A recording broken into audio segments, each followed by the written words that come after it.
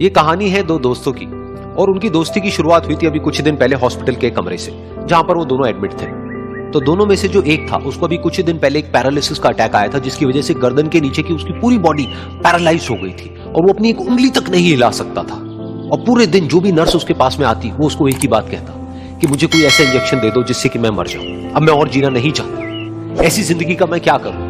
तो उसका जो दोस्त था उस कमरे में, क्योंकि वो चल फिर सकता था, तो रोज सुबह और रोज शाम को उस कमरे में एक खिड़की थी, उसके पास में जाकर के खड़ा हो जाता और अपने दोस्त को बताता कि उस खिड़की के बाहर क्या चल रहा है। बिल्कुल नीला आसमान है, सफेद बादल है, हल्की हल्की हवा चल रही है और कुछ पंछी उड़ रहे हैं। एक बहुत ही सुंदर बीच है जहां पर कुछ बच्चे मिट्टी के घरौंदे बना रहे हैं। कुछ लोग हैं जो वहां पर बैठे हुए बस समुद्र की लहरों को देख रहे हैं। कुछ लोग जॉगिंग कर रहे हैं, कोई एक्सरसाइज कर रहा है, कोई पतंग उड़ा रहा है। वहां पर एक आइसक्रीम की स्टॉल है जहां पर कुछ लोग आकर के आइसक्रीम खा रहे हैं। और सनसेट के टाइम पे जो पानी है वो पूरा गोल्डन हो जाता है और चमकने लगता है।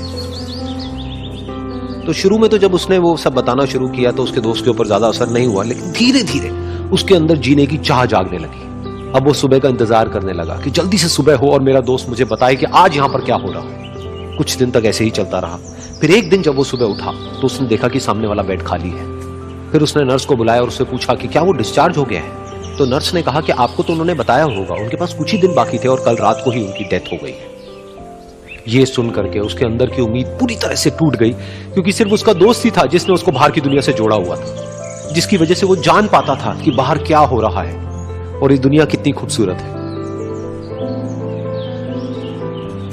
तो कुछ दिन तक तो वो रोता रहा और उसने जीने की चाह छोड़ दी। लेकिन दूसरी ही तरफ से उसके अंदर कहीं ना कहीं एक नई चाह पैदा हुई कि काश मरने से पहले एक बार मैं खुद अपनी आंखों से देखूं इस खिड़की के बाहर कि दुनिया कैसी है।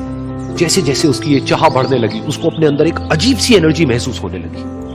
और फिर एक दिन उसने अपनी पूरी ताकत लगा दी और किसी तरीके से वो बेड से नीचे गिरा और पकड़ पकड़ करके किसी तरह से उस खिड़की तक पहुंचा। फिर उस खिड़की को पकड़ करके वो खड़ा हुआ और खिड़की के बाहर देख लिया। लेकिन खिड़की के बाहर देखते ही वो गुस्से से भर गया।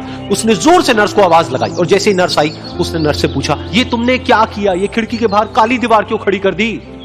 तो नर्स को समझ नहीं आया वो क्या बोल रहा है। वो बोली कि मुझे 5 साल हो गए हैं यहाँ पर, जब से मैं आई हूं तब से तो ये काली दीवार यहाँ पर है। तब जाकर के उसको समझ आया कि उसका वो दोस्त उससे झूठ बोल रहा था। और उसने नर्स से पूछा, अगर ये काली दीवार पिछले 5 साल से यहाँ पर है तो मेरे दोस्त ने मुझसे झूठ क्यों कहा।